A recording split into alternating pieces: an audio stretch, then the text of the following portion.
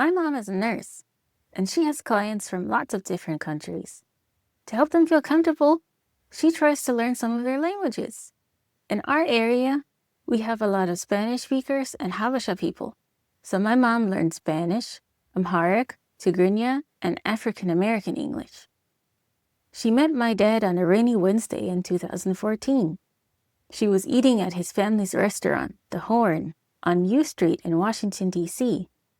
She was still studying, so she couldn't afford to fly to another country to practice her Tigrinya. So, every Wednesday, she would go to this restaurant to practice her Tigrinya and only allow herself to speak Tigrinya while she was there. My dad saw her on the first day, but he was too shy to say anything. She saw him too, but she wanted to wait for him to make the first move. After 2 months, my grandpa, Papa Berhane, wanted to move things forward. Comprehension questions. What is Binyam's mom's job? Why did she go to a Habesha restaurant? Who did she meet there? What do you think will happen next?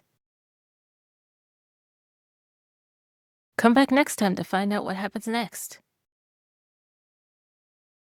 If you want to follow along with the English or Tigrinya while you're listening, you can find the transcripts on my website.